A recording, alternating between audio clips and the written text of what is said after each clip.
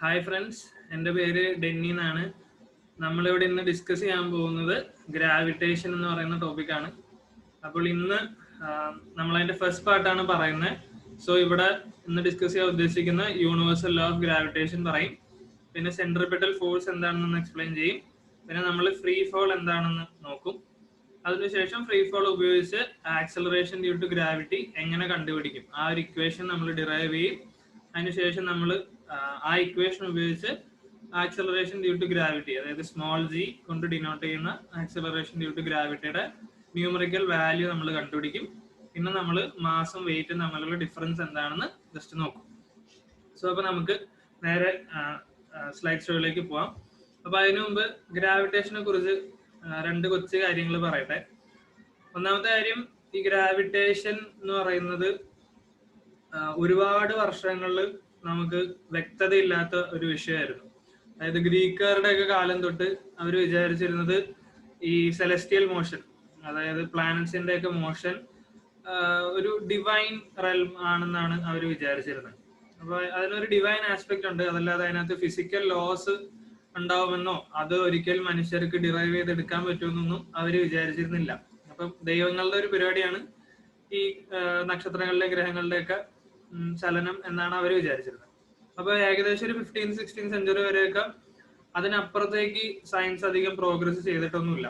May be ഒറ്റപ്പെട്ട developments എവിടെയെങ്കിലും ഉണ്ടായിട്ടുണ്ടോ എന്ന് അറിയില്ല, പക്ഷെ എങ്കിൽ പോലും സയൻസിന്റെ പബ്ലിക് ഡൊമൈനിൽ വ്യത്യാസം വന്നിട്ടില്ലായിരുന്നു. പിന്നെ ഒരു ഡിഫറൻസ് ഉണ്ടാക്കുന്നത് ഗലീലിയോ, കെപ്ലർ അങ്ങനെയുള്ള കുറച്ച് ശാസ്ത്രജ്ഞന്മാരാണ് അതിനൊരു തുടക്കം കുറിക്കുന്നത്. അപ്പം ഗലീലിയോന്റെയും കെപ്ലറിന്റെ ഒക്കെ ഐഡിയാസിന് ബിൽഡ് ചെയ്തിട്ട് 16th സെഞ്ചുറിയിലാണ് നമ്മുടെ സാക്ഷാൽ ഐസക് ന്യൂട്ടൺ വരുന്നത്. ലോസ് ഓഫ് മോഷനും യൂണിവേഴ്സൽ ലോ ഓഫ് ഗ്രാവിറ്റേഷനും ഒക്കെ അദ്ദേഹം കൊണ്ടുവരുന്നത്. പിന്നീട് നമ്മൾ കാണുന്ന ഒരു സയന്റിഫിക് എക്സ്പ്ലോഷനാണ്. സയൻസിന്റെ ഇന്ന് നമ്മൾ കാണുന്ന എല്ലാ ഡെവലപ്മെന്റ്സും ആ ന്യൂട്ടൺ തുടങ്ങി വെച്ച ഒരു ഇതിൽ നിന്നാണ് പിന്നീട് നമ്മൾ ഡെവലപ്പ് ചെയ്ത് വന്ന് ഈവൻ ഐൻസ്റ്റീന്റെ തിയറി ഓഫ് റിലേറ്റിവിറ്റി പോലും അതിന് ശേഷം വന്നാണ്. അപ്പൊ ന്യൂട്ടൺസ് തിയറി ഓഫ് ഗ്രാവിറ്റി ഇപ്പോ അത്രയ്ക്ക് വാലിഡ് അല്ല.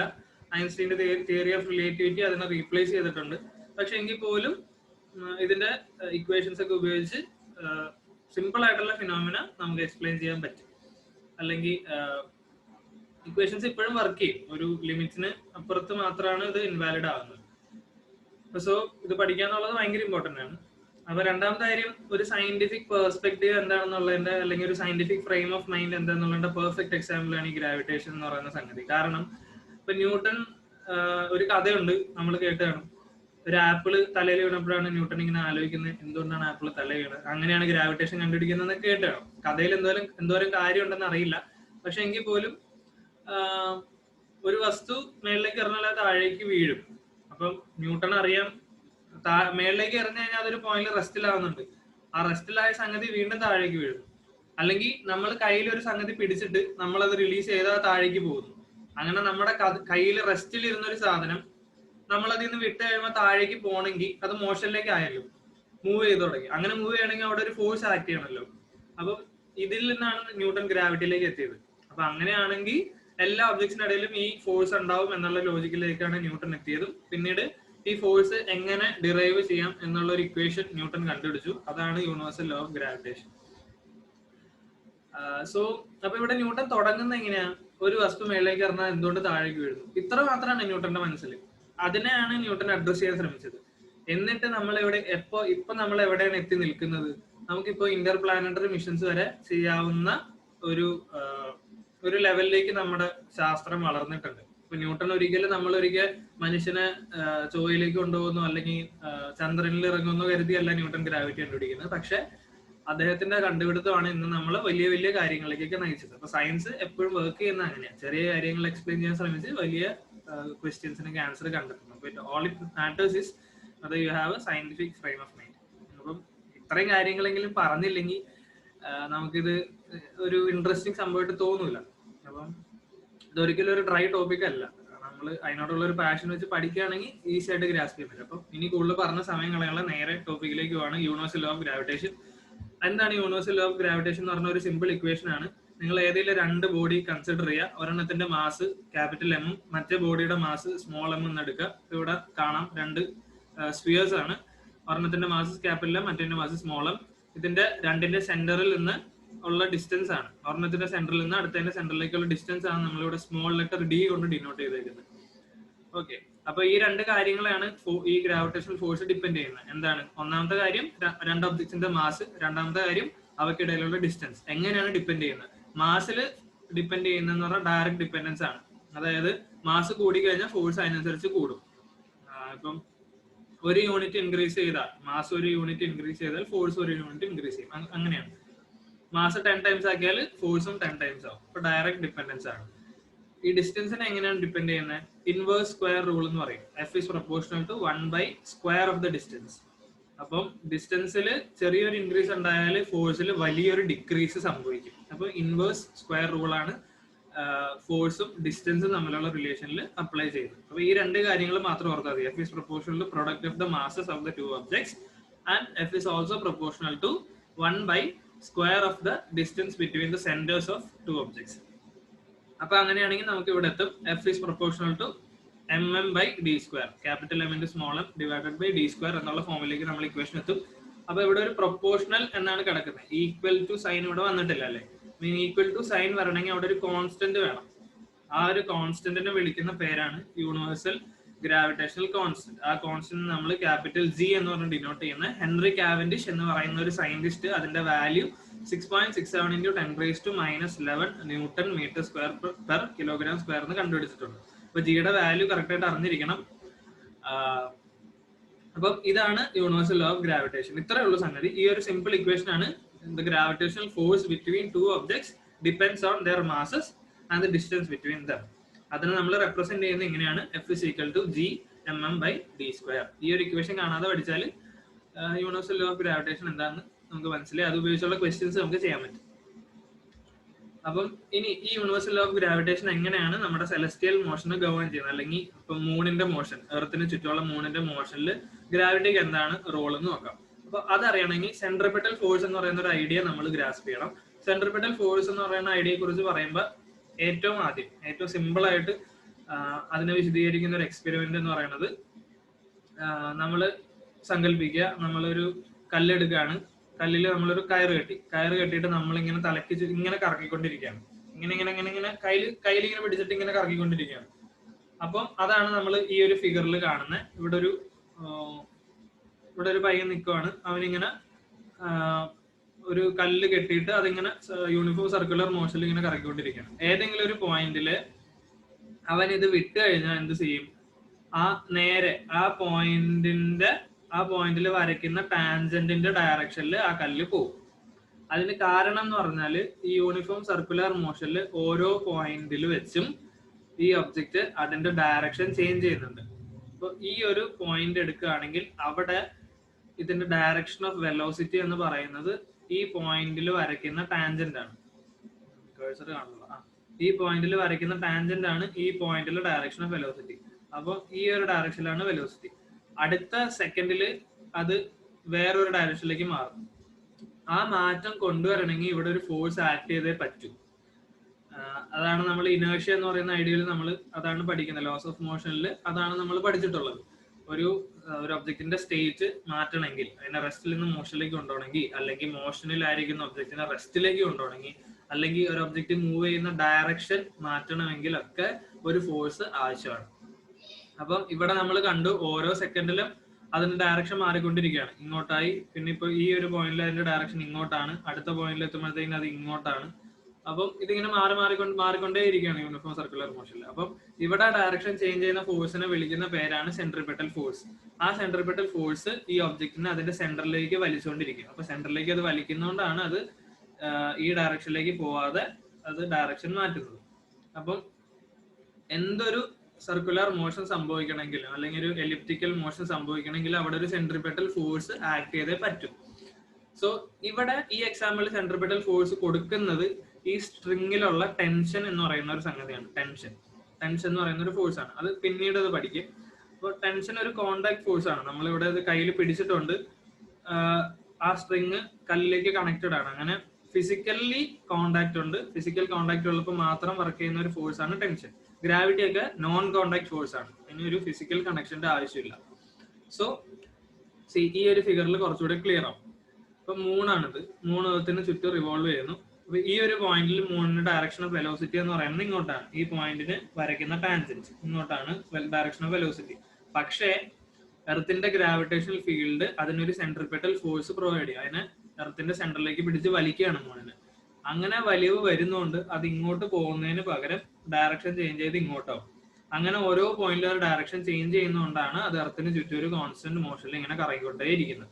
അപ്പൊ ഇതുപോലെ തന്നെയാണ് എർത്ത് സൂര്യന് ചുറ്റും കറങ്ങുന്നതും അല്ലെങ്കിൽ മറ്റ് പ്ലാനറ്റ്സ് സൂര്യന് ചുറ്റും കറങ്ങുന്നതൊക്കെ ഇതേ റോൾ ഓഫ് ഗ്രാവിറ്റി കൊണ്ടാണ്. അപ്പൊ ഗ്രാവിറ്റിയാണ് സെൻട്രിപെറ്റൽ ഫോഴ്സ് പ്രൊവൈഡ് ചെയ്യുന്നത്. സണ്ണിന് ചുറ്റും പ്ലാനറ്റ്സിന് കറങ്ങാനുള്ള സെൻട്രിപെറ്റൽ ഫോഴ്സ് പ്രൊവൈഡ് ചെയ്യുന്നത് സണ്ണിന്റെ ഗ്രാവിറ്റിയാണ്. സണ്ണിനും പ്ലാനറ്റ്സിനും ഇടയിലുള്ള ഗ്രാവിറ്റിയാണ്. അപ്പൊ ഇതാണ് ഗ്രാവിറ്റിയുടെ ഒരു സിഗ്നിഫിക്കൻസ് സെലസ്റ്റിയൽ മോഷനിൽ. ഇത് മനസ്സിലാക്കാണെന്ന് വിചാരിക്കുന്നു. അപ്പം ഓക്കെ, അപ്പൊ അടുത്ത നമ്മൾ പോകുന്നത്, അപ്പൊ നമ്മളിപ്പോ യൂണിവേഴ്സൽ ലോ ഓഫ് ഗ്രാവിറ്റേഷൻ എന്താണെന്ന് പഠിച്ചു. രണ്ട് ഒബ്ജക്ട്സിന് ഇടയിലുള്ള ഗ്രാവിറ്റേഷണൽ ഫോഴ്സ് കണ്ടുപിടിക്കാനുള്ള ഇക്വേഷൻ ആണിത്. F=G(m)/r². അപ്പം ഗ്രാവിറ്റി ആണ് സെലസ്റ്റിയൽ മോഷനിൽ ആവശ്യമുള്ള സെൻട്രിപെറ്റൽ ഫോഴ്സ് പ്രൊവൈഡ് ചെയ്യുന്നതെന്ന് നമ്മൾ പഠിച്ചു. ഇനി നമ്മൾ അടുത്ത സ്ലൈഡിൽ പറയാൻ പോണത് നമ്മൾ ഫ്രീ ഫോൾ എന്താണെന്ന് ഡിസ്കസ് ചെയ്തിട്ട് ആ ഫ്രീ ഫോൾ വഴി ഗ്രാവിറ്റി മൂലം ഒരു ഒബ്ജക്റ്റിന് ഉണ്ടാകുന്ന ആക്സിലറേഷൻ കണ്ടുപിടിക്കാനുള്ള ഇക്വേഷൻ നമ്മൾ ഡിറൈവ് ചെയ്യും. അപ്പൊ എന്താണ് ഫ്രീ ഫോൾ? ഫ്രീ ഫോൾ എന്ന് പറഞ്ഞാൽ ഒരു ഒബ്ജക്റ്റിനെ നമ്മളൊരു ഹൈറ്റിൽ നിന്ന് വെറുതെ റിലീസ് ചെയ്യണം. അത് റിലീസ് ചെയ്ത് കഴിഞ്ഞാൽ താഴേക്ക് പോകുന്നുണ്ടല്ലോ. അപ്പൊ നേരത്തെ നമ്മൾ പറഞ്ഞു റിലീസ് ചെയ്തിട്ട് അത് മോഷനിലേക്കായി താഴേക്ക് പോകണം. ആ താഴേക്ക് പോകുന്ന എന്തുകൊണ്ടാണ്? അവിടെ ഒരു ഫോഴ്സ് ആക്ട് ചെയ്യുന്നു. എന്ത് ഫോഴ്സ് ആണ് അവിടെ ആക്ട് ചെയ്യുന്നത്? അതാണ് ഗ്രാവിറ്റി. അപ്പം ഒരു ഒബ്ജക്റ്റിന്റെ മൂവ്മെന്റ് ഗ്രാവിറ്റി എന്ന ഫോഴ്സിന്റെ മാത്രം അടിസ്ഥാനത്തിലാണെങ്കിൽ ആ ഒബ്ജക്റ്റ് ഫ്രീ ഫോളിലാണ് എന്ന് നമ്മൾ പറയും. ഇപ്പൊ നമ്മൾ നടക്കുന്നതിന് നമ്മൾ ഫ്രീ ഫോൾ എന്ന് വിളിക്കാൻ പറ്റില്ല. കാരണം നമ്മൾ ഓഫ്കോഴ്സ് നമ്മൾ ഭൂമിയോട് ചേർന്ന് നിൽക്കുന്നത് ഗ്രാവിറ്റേഷണൽ ഫോഴ്സ് കാരണമാണ്. പക്ഷെ നമ്മൾ നടക്കുമ്പോൾ എന്ത് ചെയ്യുന്നുണ്ട്? നമ്മുടെ കാല് ഗ്രൗണ്ടിൽ ഒരു ഫോഴ്സ് കൊടുക്കുന്നുണ്ട്. ഗ്രൗണ്ട് തിരിച്ചൊരു ഫോഴ്സ് നമ്മുടെ കാലിലേക്ക് തരുന്നുണ്ട്. ഫ്രിക്ഷൻ എന്ന് പറയുന്ന ഒരു സംഗതി അവിടെ ആക്ട് ചെയ്യുന്നുണ്ട്. അത് കാരണമാണ് നമുക്ക് നടക്കാൻ പറ്റുന്നത്. അപ്പൊ നമ്മളവിടെ നമുക്കപ്പോ ഒരു വെയിറ്റ് എന്ന് പറയുന്ന കോൺസെപ്റ്റ് പിന്നെ പറയാം. ഇപ്പൊ ഫ്രീ ഫോൾ എന്ന് പറയുന്ന ഒരു സംഭവം നമ്മൾ ഫ്രീ ആയിട്ട് റിലീസ് ചെയ്യുന്നത്, അതാണ് ഫ്രീ ഫോൾ. ഫ്രീ ആയിട്ട് ഒരു സംഭവം വിട്ട് കളയുന്നു, അതിങ്ങനെ വീണോണ്ടേ ഇരിക്കുകയാണ്. അതിനകത്ത് വേറെ ഒരു ഫോഴ്സ് ആക്ട് ചെയ്യുന്നില്ല. ഈവൻ ഇപ്പം എയർ ഉണ്ടല്ലോ, എയറിന്റെ പ്രസൻസ് ഉള്ളതുകൊണ്ട് ഒരു ചെറിയ റെസിസ്റ്റൻസ് ഓബ്ജക്റ്റ് ഉണ്ടാവും. നിങ്ങൾ എയർ അവിടെ ഇല്ല എന്ന് വിചാരിക്കുക. എയർ അവിടെ ഇല്ല, ഒരു മീഡിയം ഇല്ല, ഫ്രീ ആയിട്ട് ഗ്രാവിറ്റിയിൽ അതിങ്ങനെ താഴേക്ക് വീണോണ്ടേ ഇരിക്കുകയാണ്. അപ്പം അതിനാണ് നമ്മൾ ഫ്രീ ഫോൾ എന്ന് പറയുന്നത്. അപ്പം ഒരു ball of mass small M B release from A height. അപ്പൊ ഒരു പെർട്ടിക്കുലർ ഹൈറ്റിൽ നിന്ന് ഒരു ബോളിനെ റിലീസ് ചെയ്യണം. അതിന്റെ മാസ് സ്മോൾ എം എന്ന് എടുക്കുക. അപ്പൊ due to gravitational force it will fall towards the earth. അതാണ് നമ്മൾ നേരത്തെ പറഞ്ഞത്. അപ്പൊ താഴേക്ക് വീഴുന്നു. അപ്പൊ നമ്മൾ ആദ്യം പഠിച്ചത് എന്താ? Universal law of gravitation. അതിന്റെ ഇക്വേഷൻ എന്താ? F=G(m)/r². ഇവിടെ ഈ സ്മോൾ എം എന്ന് പറയുന്നത് നമ്മൾ ഡ്രോപ്പ് ചെയ്യുന്ന ബോളിന്റെ മാസും ക്യാപിറ്റൽ എം എന്ന് പറയുന്നത് എന്തിന്റെ മാസായിരിക്കും? ക്യാപിറ്റൽ എം എന്ന് പറയുന്നത് ഭൂമിയുടെ മാസമാണ്. കാരണം ഇവിടെ രണ്ട് വസ്തുക്കളുടെ ഇടയിലുള്ള ഗ്രാവിറ്റേഷൻ ഫോഴ്സ് ആണ് ആക്ട് ചെയ്യുന്നത്. ഒന്ന് ഭൂമി, മറ്റേത് നമ്മൾ ഡ്രോപ്പ് ചെയ്യുന്ന ബോൾ. അപ്പം G(m)/r²ൽ ക്യാപിറ്റൽ എം എർത്തിന്റെ മാസും സ്മോൾ എം ഡ്രോപ്പ് ചെയ്യുന്ന ബോളിന്റെ മാസമാണ്. ഈ ആർ എന്ന് പറയുന്നത് റേഡിയസ് ഓഫ് എർത്ത് ആണ്. കാരണം എർത്തിന്റെ സെന്ററിൽ നിന്നാണല്ലോ നമ്മൾ ഈ ഡിസ്റ്റൻസ് മെഷർ ചെയ്യുക. എർത്തിന്റെ സെന്ററിൽ നിന്ന് ബോളിന്റെ സെന്ററിലേക്കുള്ള ഡിസ്റ്റൻസ് ആണ് മെഷർ ചെയ്യുന്നത്. ഓഫ് കോഴ്സ് നമ്മൾ ഗ്രൗണ്ട് ലെവലിൽ നിന്ന് കുറച്ച് പൊക്കുന്നുണ്ട്, പക്ഷെ റേഡിയസ് വളരെ വലുതാണ്. റേഡിയസ് വളരെ വലുതായതുകൊണ്ട് ആ ഗ്രൗണ്ടിൽ നിന്നുള്ള എലിവേഷൻ ഉണ്ടല്ലോ, ചെറിയൊരു ഹൈറ്റ്. ഇപ്പം നമ്മളൊരു 2 മീറ്റർ പൊക്കി പിടിച്ചെന്ന് കരുതി വലിയ വ്യത്യാസമൊന്നുമില്ലല്ലോ. ഇപ്പം റേഡിയസ് അത്ര വലുതാണ്. അപ്പൊ അതുകൊണ്ടാണ് നമ്മൾ ആ ഡിസ്റ്റൻസ് കണക്കാക്കാത്തത്. ഒരുപാട് ഹൈറ്റിലേക്ക് പോയി കഴിഞ്ഞാൽ ഈ ആറിന്റെ സ്ഥാനത്ത് റേഡിയസ് മാത്രം കൊടുത്താൽ പോരാ, അതിന് വേറെ ഇക്വേഷൻ ആണ്. അത് ഈ ലെവലിൽ നിങ്ങൾക്ക് പഠിക്കാനില്ല. സോ അപ്പൊ അവിടെ ആക്ട് ചെയ്യുന്ന ഫോഴ്സ് എന്താ? G(m)/r², gravitational force. ഓക്കെ, ഇനി ന്യൂട്ടൺ സെക്കൻഡ് ലോ നമ്മൾ പഠിച്ചിട്ടുണ്ട്. ന്യൂട്ടന്റെ സെക്കൻഡ് ലോ അനുസരിച്ച് ഫോഴ്സിന്റെ ഇക്വേഷൻ എന്ന് പറഞ്ഞാൽ എനി ഫോഴ്സ്, ഒരു ഒബ്ജക്റ്റിൽ എന്ത് ഫോഴ്സ് ആക്ട് ചെയ്യുന്നെങ്കിലും അതിന്റെ വാല്യൂ എന്ന് പറയുന്നത് m(a) ആയിരിക്കും. m എന്ന് പറയുന്നത് ആ ഒബ്ജക്റ്റിന്റെ മാസും, a എന്ന് പറയുന്നത് ആ ഒബ്ജക്റ്റില് ആ ഫോഴ്സ് കാരണം ഉണ്ടാകുന്ന ആക്സിലറേഷൻ അല്ലേ. അപ്പൊ F=ma. ഇപ്പൊ ഇവിടെ ആ ഫോഴ്സ് എന്ന് പറയുന്നത് ഗ്രാവിറ്റേഷണൽ ഫോഴ്സ് ആണ്. So F=G(m)/r². ഇനി ഈ രണ്ട് സംഗതി നിങ്ങളൊന്ന് ഇക്വേറ്റ് ചെയ്ത് നോക്കി. ഇക്വേഷൻ 1 ഇക്വേഷൻ 2 ഒന്ന് കൺസിഡർ ചെയ്ത് നോക്കി. രണ്ട് സ്ഥലത്ത് F തന്നെയാണല്ലേ ലെഫ്റ്റിൽ കിടക്കുന്നത്. അപ്പൊ G(m)/r² is equal to ma അല്ലേ. അപ്പൊ ഇവിടെ ഒരു m ഉണ്ട്, ഇവിടെ ഒരു m ഉണ്ട്. ആ രണ്ട് m ക്യാൻസൽ ആയി പോകും. അപ്പൊ ഇവിടെ G(m)/r² ഈക്വൽ ടു a എന്ന് വരും. gmm/r² is equal to ma, mm cancel out, a is equal to gm/r². ഇവിടെ a എന്താണ്? ആക്സിലറേഷൻ. എന്തിലുണ്ടാകുന്ന ആക്സിലറേഷൻ? ആ ബോളിന് കിട്ടുന്ന ആക്സിലറേഷൻ. എന്തുകൊണ്ടാണ് ആ ആക്സിലറേഷൻ കിട്ടുന്നത്? എർത്തിന്റെ ഗ്രാവിറ്റേഷണൽ ഫീൽഡ് ആണ്. ഞാൻ ഒന്നുകൂടി പറയാം. ഇവിടെ നമ്മൾ കണ്ടുപിടിച്ച എ എന്ന് പറയുന്നത് ആക്സിലറേഷൻ ആണ്. എന്തിന്റെ ആക്സിലറേഷൻ ആണ്? എന്തൊരു ഒബ്ജക്റ്റ് ആണോ നമ്മൾ ഫ്രീ ഫോളിൽ വിടുന്നത്, നമ്മൾ ഡ്രോപ്പ് ചെയ്യുന്നത്, ആ ഒബ്ജക്റ്റിന് കിട്ടുന്ന ആക്സിലറേഷൻ. അതിന് ആക്സിലറേഷൻ കിട്ടണമെങ്കിൽ അവിടെ ഒരു ഫോഴ്സ് ഉണ്ട്. ആ ഫോഴ്സ് കൊടുക്കുന്ന എന്താണ്? എർത്ത് ആണ്. അപ്പൊ സോ ആ ആക്സിലറേഷൻ നമുക്ക് എന്ത് വിളിക്കാം? Acceleration due to gravity. അത് ക്ലിയർ ആയി കാണും. So acceleration due to gravity എന്നാണ് നമ്മൾ അതിനെ വിളിക്കുന്നത്. സോ നമ്മൾ അതിനെ ഡിനോട്ട് ചെയ്യുന്നത് സ്മോൾ ജി കൊണ്ടാണ്. Okay, G is equal to gm/r². Acceleration due to the gravitational field of Earth. Acceleration produced on a body due to the gravitational field of Earth ആണ് small g. അതിന്റെ value നമ്മൾ കണ്ടുപിടിക്കണമെങ്കിൽ ഉപയോഗിക്കേണ്ട equation എന്ന് പറഞ്ഞാൽ gm/r². g എന്ന് പറയുന്നത് എന്താ? ആദ്യം പഠിച്ചു, യൂണിവേഴ്സൽ ഗ്രാവിറ്റേഷണൽ കോൺസ്റ്റന്റ്. m എന്ന് പറയുന്നത് നമ്മൾ പറഞ്ഞു എർത്തിന്റെ മാസ്, r എന്ന് പറയുന്നത് എർത്തിന്റെ റേഡിയസ്. സോ അപ്പൊ നമ്മൾ ജിയുടെ വാല്യൂ നമുക്ക് കണ്ടുപിടിക്കാം. ജസ്റ്റ് വാല്യൂസ് ഇതിനകത്ത് സബ്സ്റ്റിറ്റ്യൂട്ട് ചെയ്താൽ മതി. ജി എന്താണ്? ജിയുടെ വാല്യൂ ഹെൻറി കാവൻഡിഷ് പറഞ്ഞു തന്നിട്ടുണ്ട്, 6.67 × 10⁻11. മാസ് ഓഫ് ദി എർത്ത് വേറെ ഏതോ ശാസ്ത്രജ്ഞൻ കണ്ടുപിടിച്ചിട്ടുണ്ട്. അത് 5. ഒരു ശാസ്ത്രജ്ഞനാണെന്നില്ല, കുറച്ചു പേരൊക്കെ ആയിരിക്കും. 5.98 × 10⁻24 കിലോഗ്രാം. വലിയൊരു മാസാണ്. റേഡിയസ് ഓഫ് എർത്ത് എന്ന് പറയുന്നത് 6.38 × 10⁻6 മീറ്റർ. അപ്പം ഇപ്പൊ ഏകദേശം 6000 കിലോമീറ്ററോളം വരും. അപ്പൊ 6000 കിലോമീറ്റർ ആണ് എർത്തിന്റെ, 6000 ചില്ലൻ കിലോമീറ്റർ ആണ് എർത്തിന്റെ റേഡിയസ്. അപ്പൊ അതുകൊണ്ടാണ് ഞാൻ നേരത്തെ പറഞ്ഞല്ലോ, കുറച്ചൊന്ന് നമ്മൾ ഹൈറ്റിലേക്ക് കൊണ്ടുപോയി ഓർത്ത് ആ എക്സ്ട്രാ ഹൈറ്റ് കൺസിഡർ ചെയ്യേണ്ട കാര്യമില്ല. റേഡിയസ് എന്ന് പറഞ്ഞാൽ എന്താ? ഗ്രൗണ്ട് ലെവലും എർത്തിന്റെ കോറും തമ്മിലുള്ള ഡിസ്റ്റൻസ് ആണ്. സോ അത് പോട്ടെ. അപ്പം ഈ 3 വാല്യൂ ആണ് ഈ ഇക്വേഷനിൽ നമ്മൾ സബ്സ്റ്റിറ്റ്യൂട്ട് ചെയ്യണേ. Capital G, capital M, small R. Substitute ചെയ്യുമ്പോൾ, സോൾവ് ചെയ്ത് കഴിയുമ്പോൾ സ്മോൾ ജിയുടെ വാല്യൂ നമുക്ക് 9.8 m/s² എന്ന് വരും. ഇതാണ് ആക്സിലറേഷൻ ഡ്യൂ ടു ഗ്രാവിറ്റി. ഇതെന്തിനാണ് റെപ്രസെന്റ് ചെയ്യുന്നത്? ഒന്നുമില്ല, ഒരു ഒബ്ജക്റ്റ് നമ്മളിങ്ങനെ പിടിച്ചു, അതിനെ നമ്മൾ വിട്ട് കഴിഞ്ഞാൽ അത് താഴേക്ക് വീഴുമ്പോൾ അത് ഒരേ സ്പീഡിലല്ല വീഴുന്നത്, അതിങ്ങനെ ആക്സലറേറ്റ് ചെയ്തുകൊണ്ടേയിരിക്കും. ആ ആക്സലറേഷൻ പ്രൊഡ്യൂസ് ചെയ്യുന്നത് ഭൂമിയുടെ ഗ്രാവിറ്റേഷണൽ ഫീൽഡ് ആണ്. ആ ആക്സിലറേഷന്റെ വാല്യൂ ആണ് 9.8 m/s². ഇനി ഇതിനകത്തുള്ളൊരു ക്ലാസിക് ഐറ്റം ഉണ്ട്. എന്താന്ന് വെച്ചാൽ, നമ്മൾ ഈ ഗ്രാവിറ്റേഷനെ കുറിച്ച് പഠിക്കുമ്പോണ്ടല്ലോ, നമ്മൾ ഭൂരിഭാഗം പേരും ഗ്രാസ്പ് ചെയ്യാതെ പോകുന്ന ഒരു സംഗതി എന്ന് പറഞ്ഞാൽ, നമ്മൾ വിചാരിക്കുന്നത് എന്താ? ഒരു ബോഡി നമ്മൾ ഡ്രോപ്പ് ചെയ്യുന്നു, അപ്പൊ എർത്ത് അതിനെ പിടിച്ച് വലിക്കുകയാണ്, ഭൂമി അതിനെ പിടിച്ച് വലിച്ച് താഴേക്ക് ഇടുകയാണ്, അല്ലെ? അപ്പൊ നമ്മൾ സ്വാഭാവികമായിട്ടും നമ്മുടെ മനസ്സിൽ കയറാനുള്ള ചാൻസ് എന്ന് പറഞ്ഞാൽ ഭൂമിയാണ് അതിൽ ഫോഴ്സ് എക്സേർട്ട് ചെയ്യുന്നത്. ഓക്കെ, ഇത് നിങ്ങൾ ശ്രദ്ധിച്ച് കേൾക്കണം. ഭൂമിയാണ് ആ ഒബ്ജക്റ്റിൽ ഫോഴ്സ് എക്സേർട്ട് ചെയ്യുന്നത്, അല്ലെ? ഭൂമി അനങ്ങുന്നില്ല, ആ ഒബ്ജക്റ്റ് ഇങ്ങനെ താഴേക്ക് വീഴുന്നു. അപ്പൊ നമ്മൾ എന്താ വിചാരിക്കുക? ഭൂമി അതിനൊരു ഫോഴ്സ് കൊടുക്കുന്നുണ്ട്. പക്ഷേ universal gravitational theory of universal law of ഗ്രാവിറ്റേഷനിൽ നമ്മൾ എന്താണ് പറഞ്ഞത്?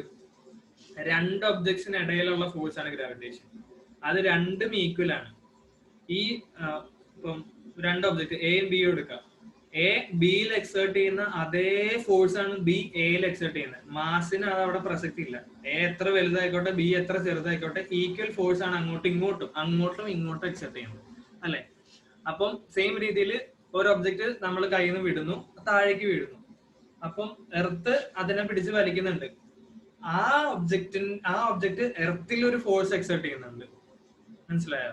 ഇപ്പൊ ഭൂമി എത്ര ഫോഴ്സ് ആണ് അതിൽ കൊടുക്കുന്നത്, അതേ ഫോഴ്സ് ആ ഒബ്ജക്റ്റ് ഭൂമിയിലും കൊടുക്കുന്നുണ്ട്. പക്ഷെ എന്തുകൊണ്ടാണ് ആ ഒബ്ജക്റ്റ് താഴേക്ക് വരുന്നത്? അതായത് ഭൂമി അനങ്ങാതെ ആ ഒബ്ജക്റ്റ് മാത്രം അനങ്ങുന്നത് എന്തുകൊണ്ടാണ്? അവിടെയാണ് ഈ മാസ് എന്ന് പറയുന്ന ഒരു കോൺസെപ്റ്റ് വരുന്നത്. കാരണം ഇപ്പൊ നമ്മള് ജിയുടെ വാല്യൂ കണ്ടുപിടിച്ചു. എന്താണ് ജി? എർത്തിനും ഒരു ഒബ്ജക്റ്റിനും ഇടയിലുള്ള ഗ്രാവിറ്റേഷണൽ ഫോഴ്സ് കാരണം ആ ഒബ്ജക്റ്റിൽ ഉണ്ടാകുന്ന ആക്സിലറേഷന്റെ വാല്യൂ ആണ് ജി, അല്ലേ? ഓക്കെ, അപ്പൊ നമ്മള് വേറൊരു എക്സാമ്പിൾ പറഞ്ഞു നമുക്ക് ഇത് ക്ലിയർ ആക്കണം. ഇത് ക്ലിയർ ആയാലും ഗ്രാവിറ്റി ഗ്രാസ്പ് ചെയ്തെന്ന് പറയാം. ഇവിടെ ഞാൻ കൊടുത്തേക്കുന്ന gravitational force between the earth and an object of mass 1 kilogram. അപ്പൊ ഭൂമിക്കും പിന്നെ 1 കിലോ മാസ് ഉള്ള ഒരു ബോഡി, അവയ്ക്കിടയിലുള്ള ഗ്രാവിറ്റേഷണൽ ഫോഴ്സ് ആണ് നമ്മൾ കണ്ടുപിടിക്കാൻ പോകുന്നത്. എങ്ങനെ കണ്ടുപിടിക്കുക? നമ്മൾ ആദ്യം പറഞ്ഞു universal law of gravitation, F is equal to gmm/r². ഇവിടെ ജി എന്ന് പറയുന്നത് ജി അറിയാം, 6.67 × ആ സാധനം എം എന്ന് പറയുന്നത് എർത്തിന്റെ മാസ് നമ്മൾ നേരത്തെ പറഞ്ഞു. സ്മോൾ എം എന്താണ്? നമ്മളിവിടെ 1 കിലോ മാസുള്ള ഒരു ഒബ്ജക്റ്റ് അല്ല ഉപയോഗിക്കുന്നത്. അപ്പൊ സ്മോൾ എം എന്ന് പറയുന്നത് 1 കിലോഗ്രാം. ആർ എന്ന് പറയുന്നത് ഇവിടെ റേഡിയസ് ഓഫ് എർത്ത് ആണ്. എല്ലാ വാല്യൂ അപ്ലൈ ചെയ്ത് കഴിയുമ്പോൾ ഫോഴ്സ് എന്ന് പറയുന്നത് 9.8 ന്യൂട്ടൺ ആണ്. ചെറിയ ഫോഴ്സ് ആണ്, ഗ്രാവിറ്റി കാരണം ഉണ്ടാകുന്ന ചെറിയ ഫോഴ്സ് ആണ്. അപ്പം ഇവിടെ എന്താ, ഇവിടെ ശ്രദ്ധിക്കേണ്ട ഒരു കാര്യം എന്ന് പറഞ്ഞാൽ gravitation force between the earth and an object എന്നാണ് പറഞ്ഞേക്കുന്നത്. അല്ലാതെ എർത്ത് മാത്രം കൊടുക്കുന്ന ഫോഴ്സ് അല്ല, രണ്ടിനും ഇടയിലുള്ള ഫോഴ്സ് ആണ്. എർത്തും ആ ഫോഴ്സ് കൊടുക്കുന്നുണ്ട്, ആ ഒബ്ജക്റ്റും അതേ ഫോഴ്സ് എർത്തിന് കൊടുക്കുന്നുണ്ട്. പക്ഷെ ആ ഒബ്ജക്റ്റ് താഴേക്ക് വീഴും. എന്തുകൊണ്ട്? ഒരേ ഫോഴ്സ് ആക്ട് ചെയ്യുന്നു, പക്ഷെ ഒരേ ഫോഴ്സ് ആക്ട് ചെയ്യുന്നത് രണ്ട് ഡിഫറെന്റ് മാസിലാണ് അല്ലെ. എർത്തിന്റെ മാസ് ഇത്രയ്ക്ക് വലുതാണ്, ഈ ഒബ്ജക്റ്റിന്റെ മാസ് ഇത്ര ചെറുതാണ്. അപ്പം 1 കിലോഗ്രാം മാസ് ഉള്ള ഒബ്ജക്റ്റിൽ ഉണ്ടാവുന്ന ആക്സലറേഷൻ എത്രയായിരിക്കും? ഇപ്പൊ എഫ് ഇസ് ഈക്വൽ ടു ഇവിടെ നമുക്ക് 9.8 ന്യൂട്ടൺ ആണ് ആ ഒബ്ജക്റ്റിൽ ആക്ട് ചെയ്യുന്ന ഫോഴ്സ്. 9.8 ന്യൂട്ടൺ ഫോഴ്സ് ആക്ട് ചെയ്യുമ്പോൾ അവിടെ ഉണ്ടാകുന്ന ആക്സലറേഷൻ നമുക്ക് കണ്ടുപിടിക്കാം. F is equal to M A എന്ന് പറയുന്ന ഇക്വേഷൻ ഉണ്ട്. എം എന്ന് പറയുന്നത് 1 കിലോഗ്രാം ആണ്. അപ്പം എ എന്ന് പറയുന്നത് എന്താ? 9.8 മീറ്റർ പെർ സെക്കൻഡ് സ്ക്വയർ അല്ലെ. അപ്പം 1 കിലോഗ്രാം മാസ് ഉള്ള ഒരു ഒബ്ജക്റ്റില് എർത്തിന്റെ ഗ്രാവിറ്റേഷൻ ഫീൽഡ് കാരണം ഉണ്ടാകുന്ന ആക്സിലറേഷൻ 9.8 ന്യൂട്ടൺ ആണ്, 9.8 മീറ്റർ പെർ സെക്കൻഡ് സ്ക്വയർ ആണ്. സോ ഇനി ഇതേ 9.8 ന്യൂട്ടൺ ഇതേ 9.8 ന്യൂട്ടൺ ഫോഴ്സ് എർത്തിൽ ആക്ട് ചെയ്യുന്നുണ്ട്. അപ്പൊ ഇത്രയും ഫോഴ്സ് എർത്തിൽ ആക്ട് ചെയ്താൽ എന്തെങ്കിലും ആക്സിലറേഷൻ പ്രൊഡ്യൂസ് ചെയ്യാൻ പറ്റുമോ? നിങ്ങൾ ജസ്റ്റ് ഒന്ന് ആലോചിച്ച് നോക്കിയേ. F is equal to M A. ഇവിടെ എം എത്ര? എർത്തിന്റെ മാസ് എത്ര? 6 × 10⁻24 കിലോഗ്രാം ആണ്. 6 ഫോളോഡ് ബൈ 24 സീറോസ്. അപ്പൊ ഇത്രയും മാസമുള്ള എർത്തിലാണ് ഈ ഒരു കുഞ്ഞ ഗ്രാവിറ്റേഷൻ ഫോഴ്സ് 9.8 ന്യൂട്ടൺ ഫോഴ്സ് ആണ് അവിടെ ആക്ട് ചെയ്യുന്നത്. അപ്പൊ അതിൽ പ്രൊഡ്യൂസ് ചെയ്യുന്ന ആക്സിലറേഷന്റെ വാല്യൂ എന്ന് പറയുന്നത് 0.0000 കുറെ സീറോസ് ഉണ്ടോ. എക്സാക്ട് വാല്യൂ ഞാനിവിടെ കണ്ടുപിടിക്കുന്നില്ല, കൗതുകം തോന്നുന്നവർക്ക് ചുമ്മാ അതൊന്ന് കാൽക്കുലേറ്റ് ചെയ്ത് നോക്കാം. ജസ്റ്റ് ഡിവൈഡ് ചെയ്താൽ മതി. 9.8 ഡിവൈഡഡ് ബൈ 6 × 10⁻24 ചെയ്ത് നോക്ക്. അപ്പൊ ഒരു വളരെ വളരെ വളരെ ചെറിയ വാല്യൂ ഓഫ് ആക്സിലറേഷൻ ആണ് കിട്ടുക. ഇത്രയും ചെറിയ വാല്യൂ ഓഫ് ആക്സിലറേഷൻ കൊടുത്തു കഴിഞ്ഞാൽ ഭൂമി അവിടെ അനങ്ങത്തില്ല. അപ്പൊ ഈ ഒരൊറ്റ കാരണം, എർത്തിന്റെ മാസീവ് ആയിട്ടുള്ള മാസ് കാരണമാണ് ഒരു ഫോഴ്സ്, ഒരു വസ്തു താഴേക്ക് വീഴുന്നത്. അപ്പൊ എർത്തിനെക്കാട്ടും മാസുള്ള ഒരു ഒബ്ജക്റ്റ് ആണ് മേളിൽ നിൽക്കണമെങ്കിൽ ഭൂമി പൊങ്ങി അങ്ങോട്ട് പോകും. ഇതേ സെയിം റീസൺ. അപ്പൊ എർത്തിന്റെ മാസ് കാരണമാണ്, അതല്ലാതെ ആ ഒബ്ജക്റ്റ് എർത്തിൽ ഫോഴ്സ് എക്സേർട്ട് ചെയ്യുന്നില്ല എന്നവിടെ അർത്ഥമില്ല. അപ്പൊ ഗ്രാസ്പ് ചെയ്യേണ്ട കോൺസെപ്റ്റ് എന്ന് പറഞ്ഞാൽ ഗ്രാവിറ്റേഷണൽ ഫോഴ്സ് എന്ന് പറയുന്ന രണ്ട് ഒബ്ജക്ട്സിന് ഇടയിലുള്ള ഫോഴ്സ് ആണ്. അത് രണ്ടും ഈക്വൽ ആൻഡ് ഓപ്പോസിറ്റ് ആണ്. അതായത് ഒരു ഒബ്ജക്റ്റ് കൊടുക്കുന്ന അതേ ഫോഴ്സ് തന്നെ മറ്റേ ഒബ്ജക്റ്റും കൊടുക്കുന്നുണ്ട്. പിന്നെ ഏത് മൂവ് ചെയ്യുന്നു എന്നുള്ളത്, ഏതിനാണോ കുറവ് മാസ് അതായിരിക്കും കൂടുതൽ മൂവ് ചെയ്യുന്നത്. അത്രേ ഉള്ളൂ സംഗതി. അപ്പൊ ഇത് മനസ്സിലാക്കാണെന്ന് വിചാരിക്കുന്നു. അതിന് നമ്മുടെ ഒരു ഫൈനൽ സ്ലൈഡ് എന്ന് പറഞ്ഞാൽ മാസും വെയിറ്റും തമ്മിലുള്ള വ്യത്യാസമാണ്. അപ്പൊ എന്താണ് വെയിറ്റ്? വെയിറ്റ് എന്താണെന്ന് ആദ്യം പറയാം. വെയിറ്റ് എന്ന് പറഞ്ഞാൽ ഇത്രേ ഉള്ളൂ. ഇപ്പൊ നമ്മളൊക്കെ സ്ഥിരം വെയിറ്റ് നോക്കാറുണ്ട്. സ്ഥിരം അല്ലെങ്കിലും ഇടയ്ക്കൊക്കെ വെയിറ്റ് നോക്കാറുണ്ട്. ഇപ്പൊ പനിയൊക്കെ ആയിട്ട് ആശുപത്രി പോകുമ്പോൾ നമ്മൾ വെയിറ്റ് നോക്കും. അപ്പൊ വെയിറ്റ് നോക്കുമ്പോൾ ഇപ്പൊ എന്റെ വെയിറ്റ് എന്ന് പറയുന്നത് ലാസ്റ്റ് നോക്കിയപ്പോൾ 64 കിലോഗ്രാം ആയിരുന്നു. അപ്പൊ ആക്ച്വലി ആ യൂണിറ്റിൽ ഒരു ചെറിയ തെറ്റുണ്ട്. കാരണം കിലോഗ്രാം എന്നല്ല അവിടെ പറയേണ്ടത്. നമ്മളവിടെ മെഷർ ചെയ്യുന്നത് എന്ന് പറഞ്ഞാൽ എന്റെ മാസാണ്. എന്നില് ഭൂമി എക്സേർട്ട് ചെയ്യുന്ന ഫോഴ്സ് ആണ് നമ്മൾ മെഷർ ചെയ്യുന്നത്. അപ്പൊ വെയിറ്റ് ആക്ച്വലി മെഷർ ചെയ്യുന്നത് നമ്മൾ ന്യൂട്ടണിലാണ് വെയിറ്റ് മെഷർ ചെയ്യേണ്ടത്. അപ്പം പിന്നെ നമ്മളതിനെ കിലോഗ്രാമിൽ റെപ്രസെന്റ് ചെയ്യുന്നു എന്നേ ഉള്ളൂ. സോ വെയിറ്റ് എന്ന് പറഞ്ഞാൽ ഗ്രാവിറ്റി കാരണം ഉണ്ടാകുന്ന ഫോഴ്സിനെയാണ് നമ്മൾ വെയിറ്റ് എന്ന് വിളിക്കുക. ഇപ്പൊ എന്റെ വെയിറ്റ് 64 ആണെങ്കിൽ അതിന്റെ അർത്ഥം എർത്തിന്റെ ഗ്രാവിറ്റേഷണൽ ഫീൽഡ് കാരണം 64 ന്യൂട്ടൺ ഫോഴ്സ് എന്റെ മേത്ത് ആക്ട് ചെയ്യുന്നുണ്ട് എന്നുള്ളതാണ്. ഓക്കെ. മാസ് എന്ന് പറയുന്നത് എന്താ? Mass is the property of matter. അതായത് ഒരു ബോഡി എടുത്താൽ അതിലുള്ള എമൗണ്ട് ഓഫ് മാറ്റർ, എന്തോരം മാറ്റർ ആ ബോഡിയിൽ ഉണ്ട് എന്ന് മെഷർ ചെയ്യുന്നതാണ് മാസ് എന്ന് പറയുന്നത്. ആ mass is A property of matter. Mass of an object is the same everywhere. നിങ്ങൾ യൂണിവേഴ്സിൽ എവിടെ പോയാലും, ഇപ്പം ഇവിടെ 1 kg മാസ് ഉള്ള ഒബ്ജക്റ്റിന് യൂണിവേഴ്സിൽ എവിടെ പോയാലും അതിന് 1 kg മാസ് ആയിരിക്കും. Mass can never be zero. As long as there is matter അതിനൊരു മാസ് ഉണ്ടാവും. ഇനി വെയിറ്റ് സീറോ ആകാൻ പറ്റും എപ്പോ? ഗ്രാവിറ്റി എക്സിസ്റ്റ് ചെയ്യുന്നില്ലെങ്കിൽ ഗ്രാവിറ്റേഷൻ ഫോഴ്സ് ഇല്ലല്ലോ. അപ്പൊ അവിടെ വെയിറ്റ് സീറോ ആണ്. അതായത് നമ്മളിപ്പോ സ്പേസിലൊക്കെ ചില വീഡിയോസ് കണ്ടാൽ നിങ്ങൾക്ക് മനസ്സിലാവും. ഇപ്പം എന്താണ്, സ്പേസിലൊക്കെ പോയവർ അവരിങ്ങനെ പറന്ന് നടക്കാണ്, ഇങ്ങനെ ഫ്രീ ആയിട്ട് നടക്കാണ്. ഇപ്പം ഒരു സ്പേസ് ക്രാഫ്റ്റിന്റെ അകത്ത് ഇങ്ങനെ ഒരു കുപ്പി തുറന്ന് വെള്ളം ഇങ്ങനെ ഒഴിച്ചു കഴിഞ്ഞാൽ താഴേക്ക് പോകത്തൊന്നുമില്ല. അതിങ്ങനെ ഡ്രോപ്ലെറ്റ്സ് ആയിട്ട്, സ്പെരിക്കൽ ഡ്രോപ്സ് ആയിട്ട് അതിങ്ങനെ നടക്കും. യൂട്യൂബിൽ വീഡിയോസ് സെർച്ച് ചെയ്താൽ കിട്ടും. അത് കണ്ടു കഴിഞ്ഞാൽ കറക്റ്റ് ആയിട്ട് ഗ്രാസ്പ് ചെയ്യാൻ പറ്റും. ഇതിങ്ങനെ കുറെ പറയേണ്ട കാര്യമൊന്നുമില്ല. അപ്പം വെയിറ്റ് എന്ന് പറയുന്നത് എന്താ, ഗ്രാവിറ്റി കാരണം ഉണ്ടാകുന്ന ഫോഴ്സ് ആണ്. സോ വെയിറ്റിന് 0 ആകാൻ പറ്റും. മാസ് ചേഞ്ച് ചെയ്തില്ല, ഞാൻ ആദ്യം പറഞ്ഞു, എവിടെ പോയാലും മാസ് സെയിം ആയിരിക്കും. വെയിറ്റ് എന്ന് പറയുന്നത് എന്തോരം ഗ്രാവിറ്റി ഉള്ള സ്ഥലത്താണ് നിൽക്കുന്നതിനനുസരിച്ച് എന്റെ വെയിറ്റ് മാറിക്കൊണ്ടേയിരിക്കും. ഇപ്പം എന്താണ്, ഇപ്പൊ നമ്മൾ ചന്ദ്രനിലേക്ക് പോവുകയാണെങ്കിൽ അവിടെ നമുക്ക് ഇത്രയും വെയിറ്റ് തോന്നത്തില്ല. കാരണം എന്താ, ചന്ദ്രന്റെ ഗ്രാവിറ്റേഷണൽ ഫോഴ്സ് ഭൂമിയെ അപേക്ഷിച്ച് കുറവാണ്. അവിടെ എന്താവുന്ന ആക്സിലറേഷൻ ഡ്യൂ ടു ഗ്രാവിറ്റി വളരെ 1/6 എന്തോ ആണ്. അപ്പൊ അതുകൊണ്ട് വെയിറ്റും അതിനനുസരിച്ച് എന്റെ, ഇപ്പൊ എനിക്ക് 64 ആണെങ്കിൽ എന്റെ 1/6 ആവും. അതായത് 10, 11, 12 കിലോ അവിടെ ഉണ്ടാവുള്ളൂ, അല്ലെ 10, 11 ന്യൂട്ടണെ അവിടെ വെയിറ്റ് കാണിക്കുള്ളൂ. സോ പിന്നെ mass is A scalar quantity, അതിനൊരു മാഗ്നിറ്റ്യൂഡ് മാത്രമേ ഉള്ളൂ. വെയിറ്റ് എന്ന് പറയുന്നത് വെക്ടർ ആണ്.